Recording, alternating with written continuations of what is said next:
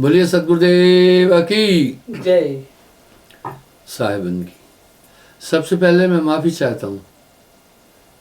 18 अप्रैल के आयोजन में बड़ी तादाद में लोग आए थे। आप विश्वास करना, व्यवस्था पूरी मेरे जिम्मे होती है। कल मैंने अपना प्रोग्राम गाड़ी में चलते दिया था। आज भी मैं 15 मिनट लेट हुआ हूँ। वजह यह है, जाने वाला हर एक आज्ञा मानता है, गुरुजी कृपा रखना, अब हम जा रहे हैं। चाहे अनचाहे कुछ बातें करनी पड़ती। माफ़ी चाहता हूँ। मेरा हमेशा ये प्रयास रहेगा कि मैं अपना लाइव प्रोग्राम नित्य और समय से दूँ। अकारण विलंब हुई, उसके लिए माफ़ी चाहता हूँ। आत्म अनुभव सुख से प्रकाशा, तब भव मूल अविद्या नाशा। आपसे मैं पुनः प्रार्थना करता हूँ, अगर आप मेरी आध्यात्मिक यात्रा को अच्छी तरह से, उस प्रोग्राम को कई बार सुनेंगे तो बहुत कुछ सीखने को मिलेगा। आपको ध्यान होगा कि मैंने कहा था, मैं कहाँ पैदा हुआ मैं ये भी भुलाया, मेरा क्या नाम है ये भी भुलाया, कहाँ रहता था ये भी भुलाया। शायद दुनिया को कोई भी वैज्ञानिक और साधक इसको स्वीकार नहीं कर सकेगा, क्योंकि ये सब चित्त की कल्पना थी। मैंने मन और चित्त का निरोध पूरी तरीके से किया। आपको ध्यान होगा मैंने ये भी कहा था, भोजन भी नहीं खाता था, पानी भी नहीं पीता था और सोता भी नहीं था। ये चीज़ें अगर किसी वैज्ञानिक को कहोगे तो किसी भी कीमत में मानने वाला नहीं है। इसलिए मैं अपनी ये अनुभूतियाँ जल्दी किसी से शेयर नहीं करता हूँ, पर मैंने कहा ज़रूर शेयर करें। आज इस आत्मसत्ता पर पुनः आपसे थोड़ा बात करता हूँ। जब आदमी आत्मस्थित हो जाता है तो जगत का अस्तित्व खत्म हो जाता है। कहत कबीर सुनो भाई साधो, जगत बना है मन से। राम जी एक बात कह रहे हैं, जब वशिष्ठ जी ने कहा राम इस जगत की उत्पत्ति नहीं हुई है, ये ब्रह्म मात्र, ये जगत तुम्हारा ब्रह्म है। राम जी ने एक अच्छी बात की, बोला हे गुरुदेव, अगर ये जगत ब्रह्म है तो इसका अस्तित्व मुझे क्यों भाषित होता है। आप कहते हैं कि जगत का अभाव है तथा यह भ्रांति मात्र है, परंतु ये तो प्रत्यक्ष में दिखाई दे रहा है और इसी ब्रह्म के झूले में सभी झूल रहे हैं। साहब ने इस जगत की अनित्यता का इतना सुंदर वर्णन किया है। सोई वर्णन ये वशिष्ठ जी कर रहे हैं। साहब कोई किताब नहीं पढ़ते थे, उन्होंने अपनी वाणी में साफ साफ कहा है, मस कागज में छुओ नहीं, कलम गही नहीं हाथ, चारों युग का महात्म कबीर मौखिक जनाई बात। बोला आप कह रहे हैं जगत हुआ ही नहीं, ये तो भाषित हो रहा है, प्रत्यक्ष में दिखाई देता है। जिस वस्तु का अभाव होता है उसका कोई कारण नहीं होता है तथा उससे किसी को बंधन भी नहीं होता है, किंतु इस जगत में तो बंधन प्रत्यक्ष दिखाई पड़ रहा है। राम जी बड़ी अच्छी बात कह रहे हैं। बोला गुरुदेव आपके जो वचन है वो आत्मसात नहीं हो रहे मुझ में।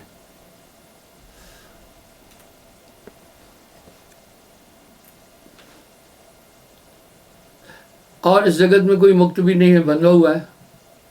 बंधा क्यों है? बिन रसरी सकल जग बंधिया। अब यहां साहब क्या कह रहे हैं? बिन रसरी सकल जग बंधिया। यहां पर राम जी कह रहे हैं बंधन प्रत्यक्ष दिखाई दे रहे हैं, और सच बात है। आदमी मोक्ष की आकांक्षा करता है, बंधन दिख रहे हैं। हे गुरुदेव, आप ये उपाय बताएं कि जगत का अभाव किस तरह हो। आप फिर ध्यान दीजिएगा, मैंने उसमें यूं कहा था, जब मेरा मन मुझे कहा, मैंने एक विचार ठान लिया था। जब मेरे मन ने कहा भाई तुम भोजन नहीं खाओगे तो कमजोर हो जाओगे, मैंने उसको तर्क दिया। अभी आपको मन की तरंगे और विचार साफ नहीं दिखाई दे रहे हैं।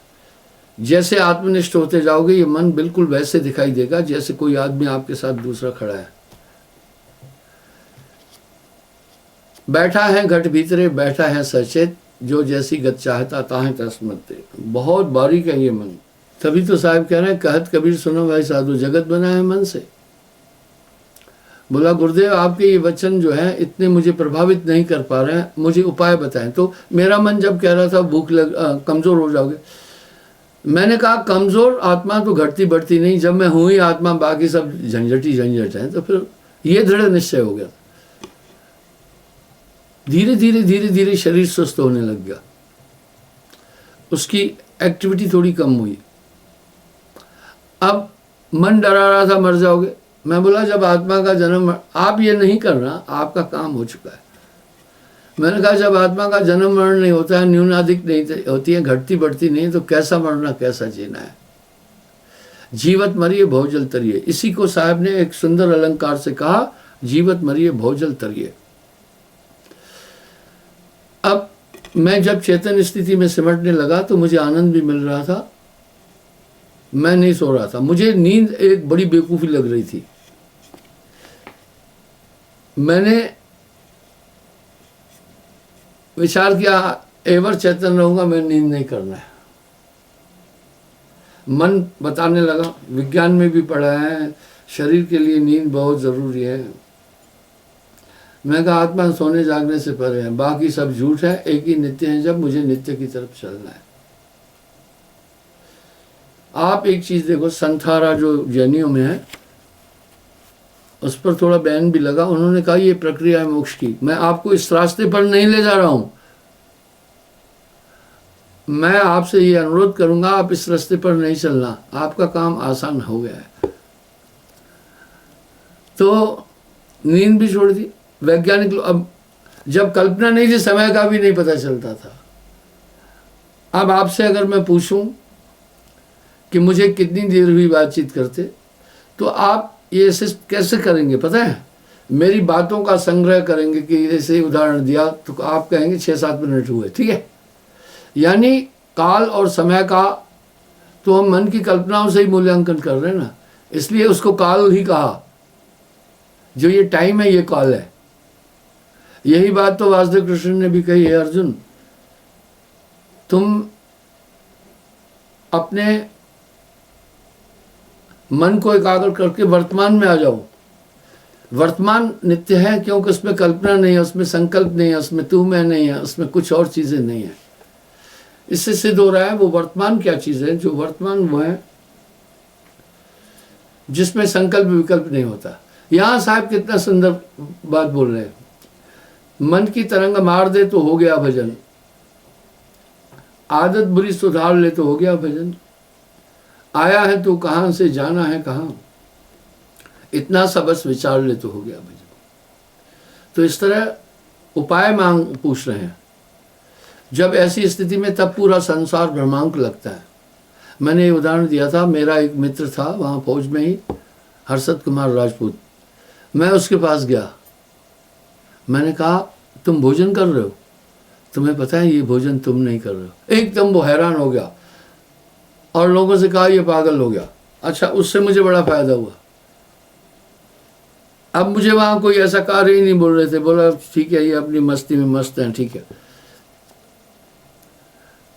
कुछ दुनिया के लोग पागलपंती का नाटक करते हैं, ये एक नाटक होता है, वो मेरा नाटक नहीं था। अरे हारे पलटू ज्ञान भूमि के बीच चलते हैं उल्टी श्वास, लगत ना भूख और प्यासा। पलटू साहब कह रहे हैं वहां पहुंचने के बाद भूख प्यास पर विराम लग जाता है, वहां भूख प्यास का अस्तित्व नहीं रहता है। और फिर कैसे जी रहे थे, आत्मानंद अनूठा आनंद है, आत्मानंद जैसा कोई आनंद नहीं है। यहाँ शब्द कितने सार्थक है, पलट वजूद में अजब विश्राम है, होए मौजूद तो समझ आए। मौजूद का मतलब एकाग्र हो जाए। कैसे कैसे साहब ने आम आदमी की भाषा में शब्द बोल दिए, मन की तरंग मार दे तो हो गया भजन, आदत बुरी सुधार ले तो हो गया भजन। वाह, मन की तरंग मार दो, बस वो मन की तरंगे जो हैं वही सुख दुख देती हैं। आपको जब दुख उत्पन्न होता है पता है किससे होता है, मन की तरंगों से उत्पन्न होता है। वो पूरे मस्तिष्क पर आच्छादन करती है। जब वो चीज़ें मस्तिष्क पर आच्छादन कर रही हैं तो ये पूरा शरीर ही ब्रेन है, ये पूरा शरीर ही मन है, पूरा शरीर ही मस्तिष्क है। तभी तो साहब बोल रहे हैं संतो तन खोजे मन पाया। तन ही मन है, ये बॉडी पूरी मन है, इंद्री मन है। देव निरंजन सकल शरीरा, तामे भ्रम भ्रम रहल कबीरा। मैं कथा वार्ता या प्रवचन जीविका उपार्जन के लिए नहीं कर रहा हूँ, माफ़ी चाहता हूँ। कुछ पेशा है कथावाचक, कथाएं करते हैं धन अर्जन के लिए, उसी के द्वारा अपने जीवन का यापन करते हैं। मैं ये इस प्रयोजन से नहीं कर रहा हूँ।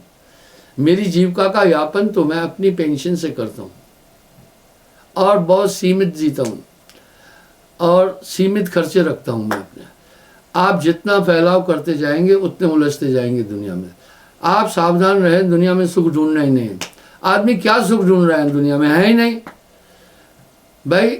कुछ अच्छा खाकर सुख कहते हैं अब मजा आ गया। अरे कैसा मजा आया भैया, 2 मिनट के लिए वो चीज़ अच्छी लगी, उसके लिए आपने जीव हत्या की, कई चीज़ें कर ली।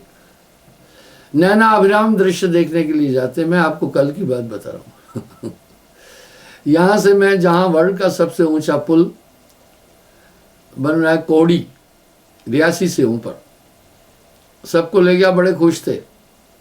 मैंने कहा घूमना चाहते हैं कुछ लोग, चलो घुमाता हूँ। तो मैं वहाँ जब ले गया बड़े खुश खुश चले, लेकिन जब वो 100-125 किलोमीटर पहाड़ों की यात्रा किया, सब ढीले हो गए।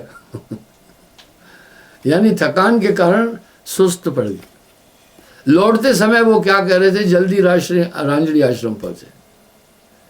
इस तरह कुछ पर्वतों पर यात्रा के लिए जाते बड़े खुश होकर के, और जब वहाँ थकान महसूस होती है, थक जाते, तो घर याद आता है।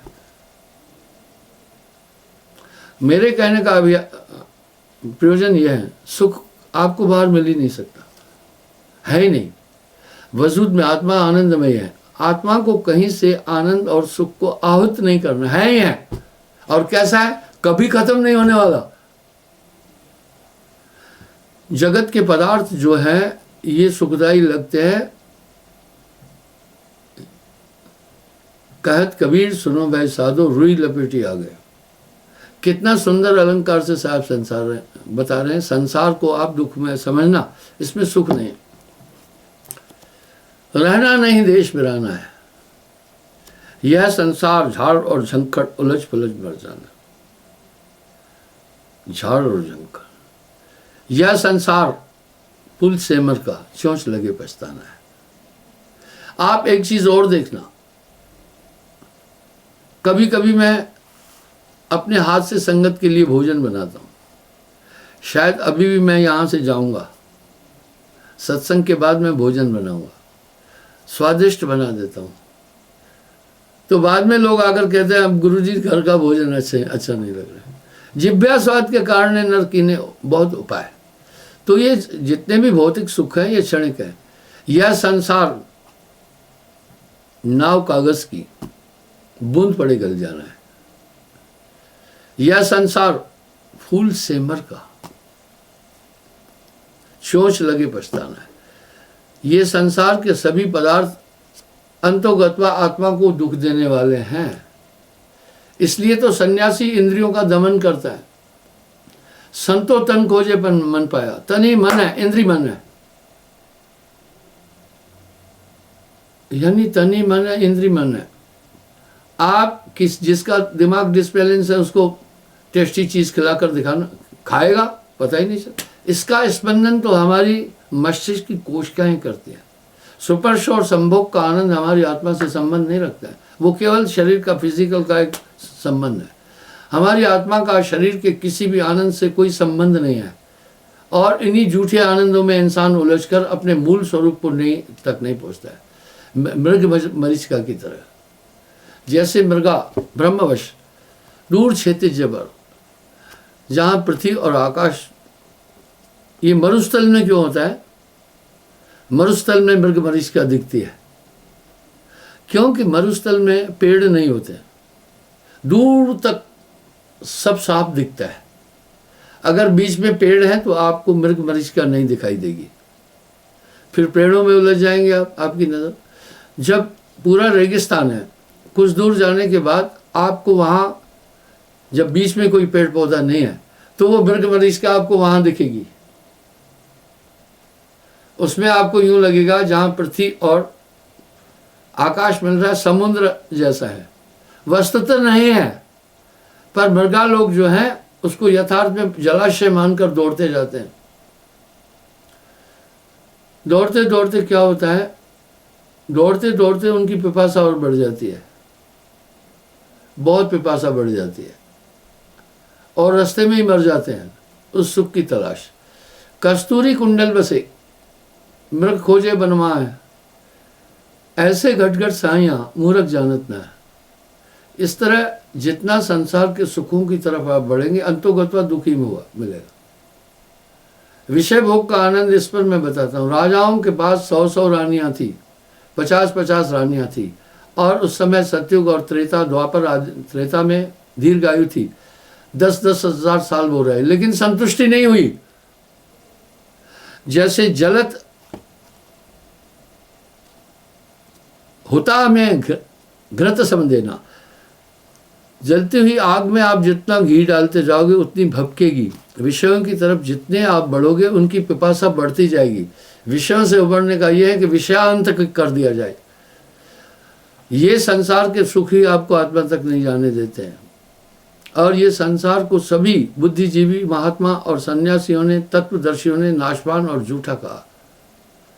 जो सपना पेकड़ा जगरचना तिमजान, इनमें कछ साचो नहीं नानक साची मान। जगत है रैन का सपना साहब, यानी ये शब्द एक चीज, महापुरुषों ने, संतों ने क्या किया, उस थ्योरी को छोटा करके बोला। कल मैं एक बात बता रहा था सत्संग में,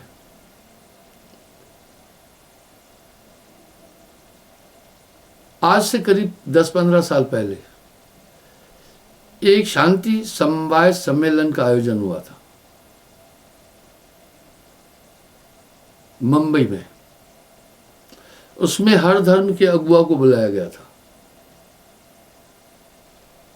ईसाइयों के अगुआ को बुलाया, बुद्ध धर्म के अगुआ को बुलाया, इस्लाम के अगुआ को बुलाया, जैनी धर्म के अगुआ को बुलाया, और हिंदू धर्म के शंकराचार्य जी अगुआ को बुलाया। किसी साधु महात्मा को नहीं बुलाया, केवल धर्म के अगुआओं को बुलाया।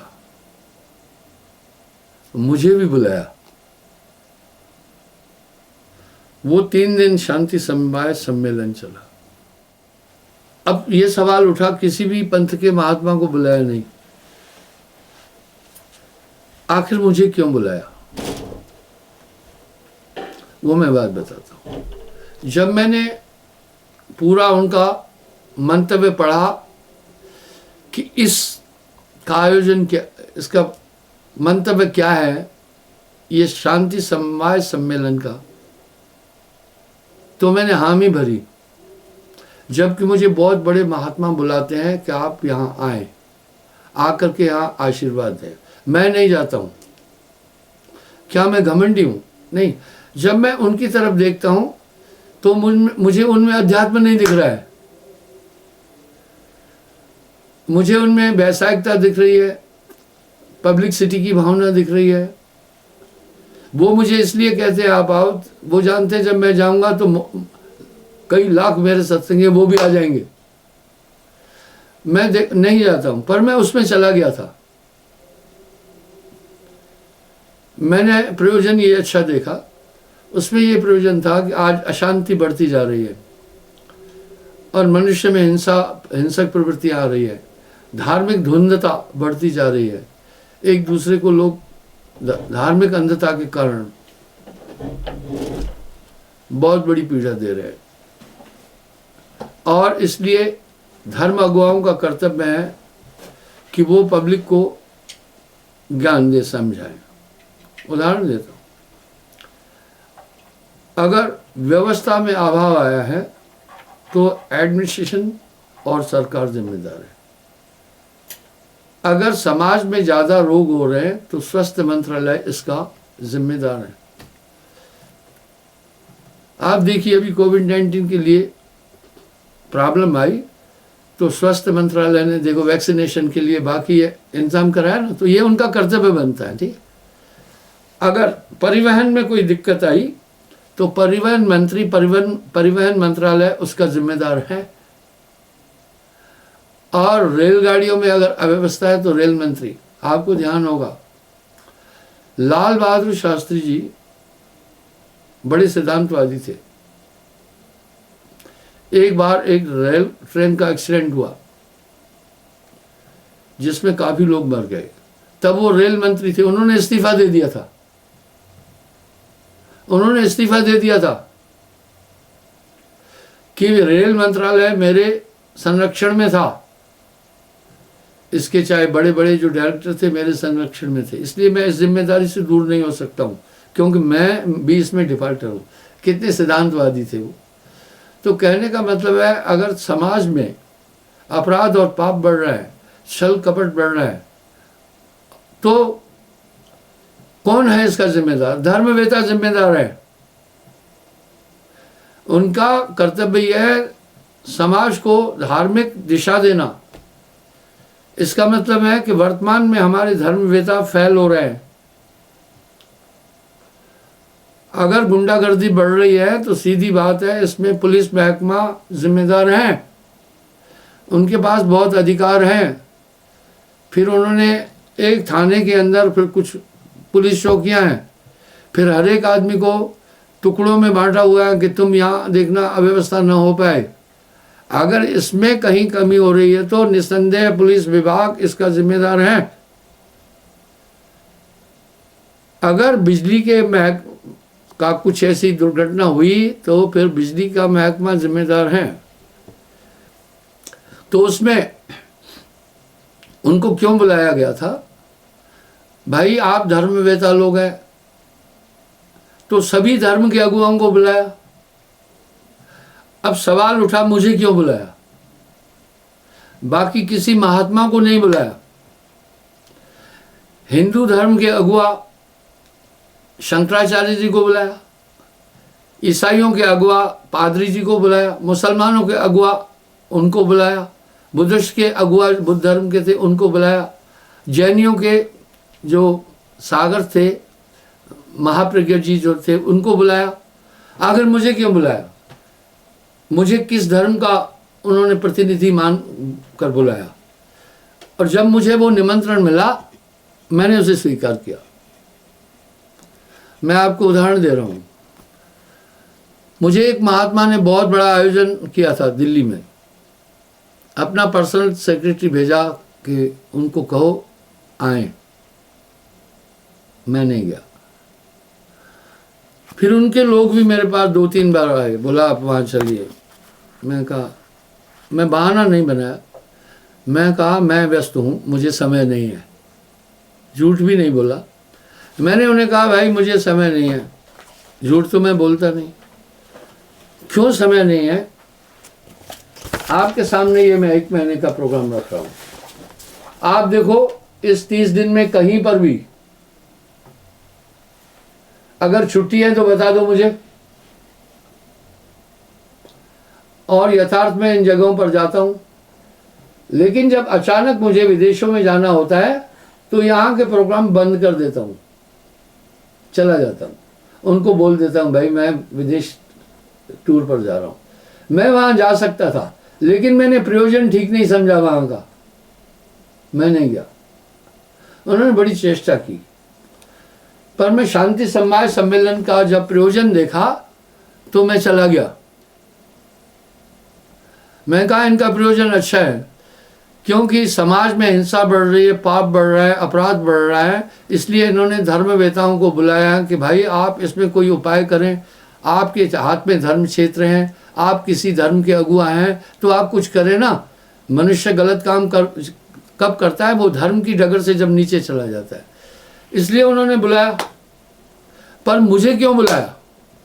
आइए मैं इस पर एक बात बोलता हूं। मैं तो किसी धर्म का अगुआ था नहीं। उधर तो किसी धर्म के अगुआ लोगों को बुलाया था। मैं तो किसी धर्म का अगुआ नहीं हूं। क्यों बुलाया? हाँ, उन्होंने मुझे चुना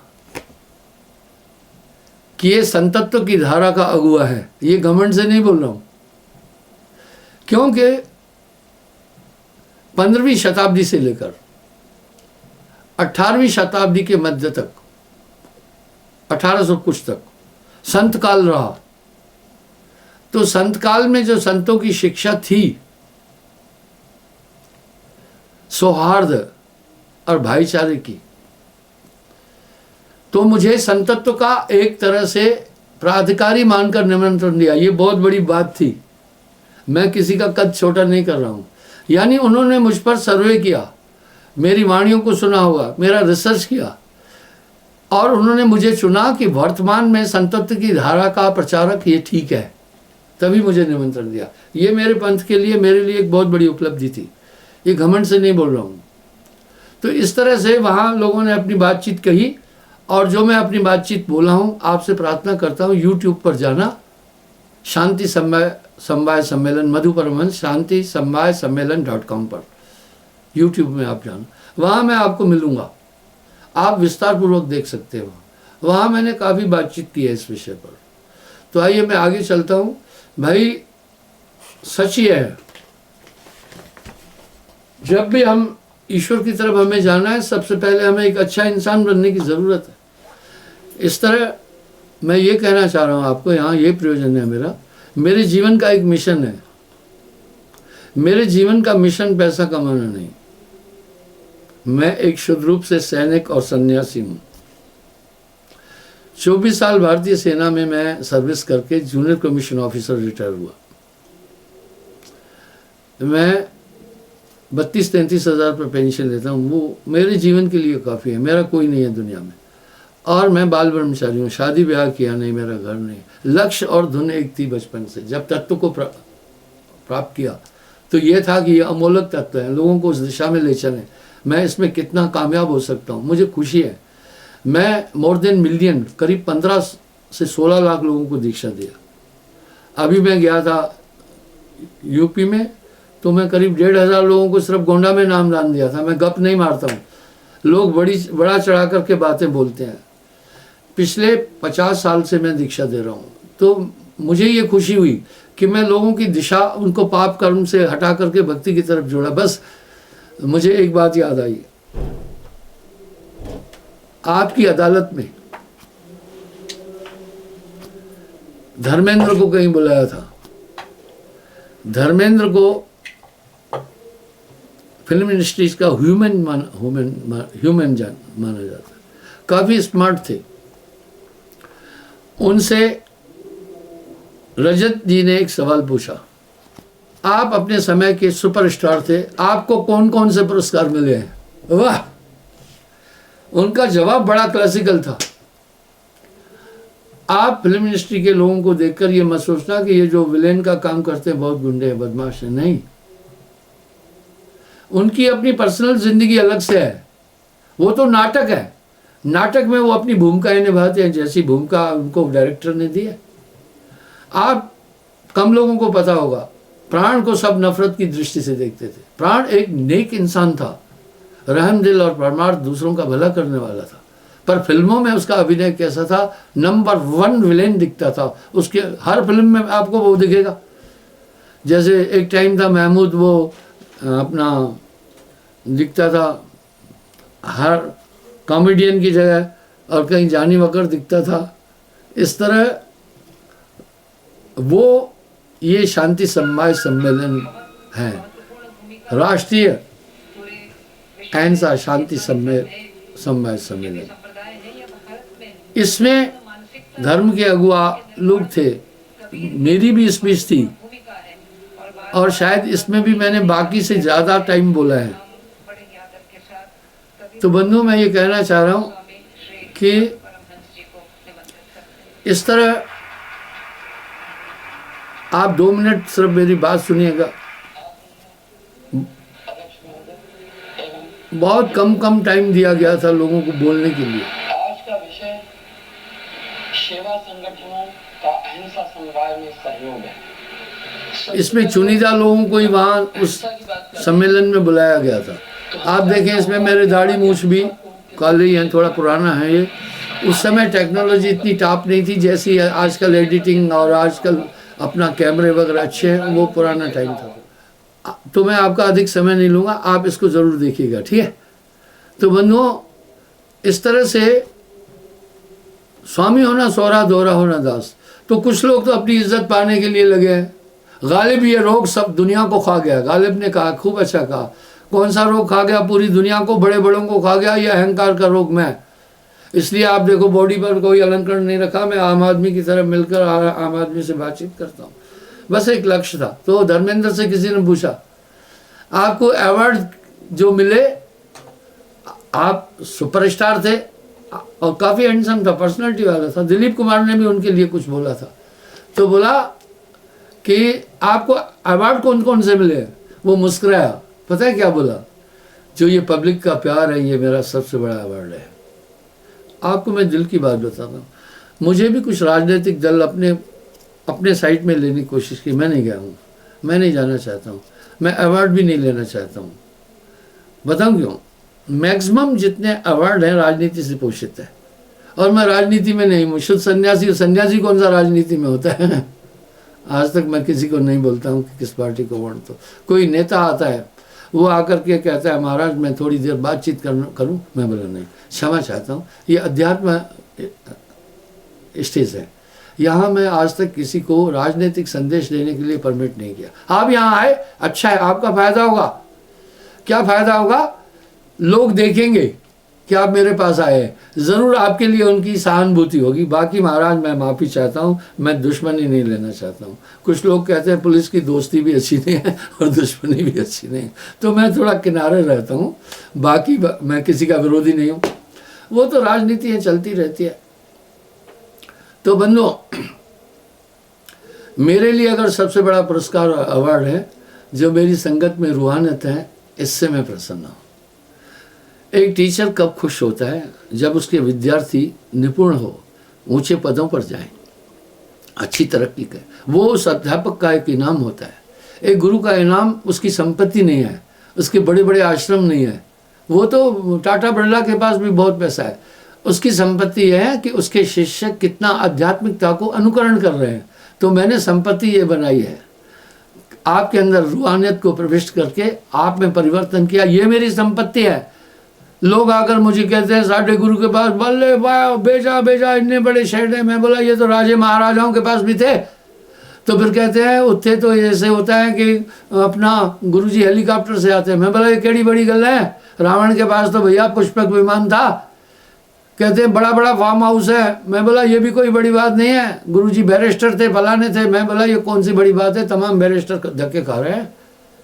एक महात्मा की पहचान ये है, उसका त्याग कितना है, उसमें वैराग कितना है, उसमें दूसरे को प्रभावित करने की शक्ति कितनी है।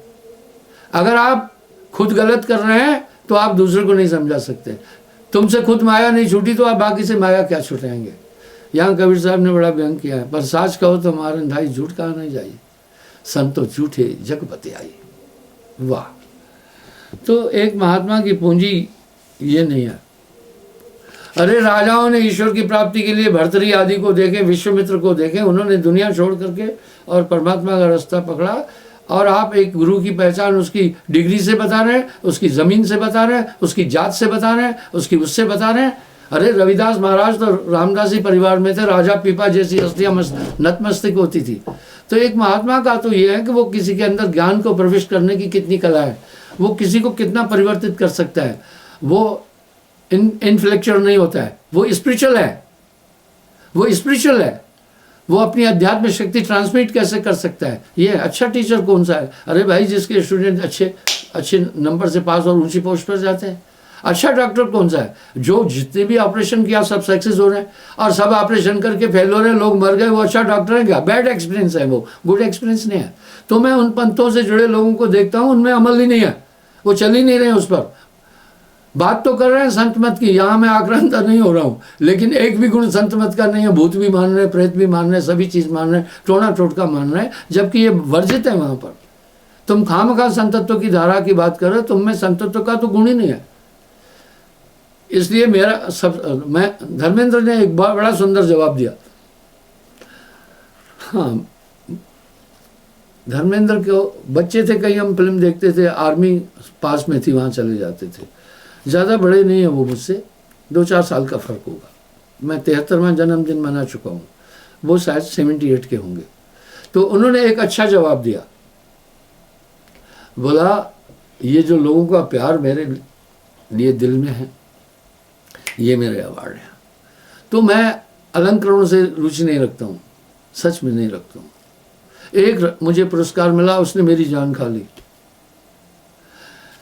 जब किसी दल के उस शासन था, उस पुरस्कार से अब सब लोग मुझे उस दल का आदमी मानने लगे। भैया मैं किसी दल का नहीं हूँ। मेरे पास कांग्रेसी हैं, बीजेपी वाले हैं, आप वाले हैं, और अपना कम्युनिस्ट पार्टी वाले हैं, और नाना पार्टियों के लोग हैं। तो मैं इस इशू पर अपनी संगत में भैया फ्रैक्शन नहीं देने वाला हूँ। बस ये मेरी सूझबूझ है, मैं राजनीति से प्रेरित नहीं हूँ। पर आता है कोई, वेलकम करता हूँ, इज्जत देता हूँ। बड़े बड़े लोग आते हैं, मैं कहता हूँ वेलकम। तो बंधु मैं ये कहना चाह रहा हूँ कि एक गुरु को कीजिए दंडवत कोटि कोटि प्रणाम, कीट न जाने भ्रंग को कर ले आप समान। वो परिवर्तित कर देता है, वही उसकी कला होती है। यही कला होती है गुरु में। एक शिल्पकार में कला होती है, वो पत्थर की मूर्तियों में पुतलियों को अंकित करता है। इसलिए एक पूर्ण गुरु इंसान के अंदर परिवर्तन लाता है, उसमें खुद समा जाता है। गुरु समाना शिष्य में, शिष्य लिया कर नए, बिलगाए बिलगे नहीं एक रूप हृदय। माफ़ी चाहता हूँ, आपका अधिक टाइम लिया, और public is waiting for my self outside. वो घर जाने वाले हैं, वो मुझसे बात भी करना चाहेंगे। मैं आपका अधिक टाइम लिया। कल मैं पुनः हाजिर हो जाऊँगा।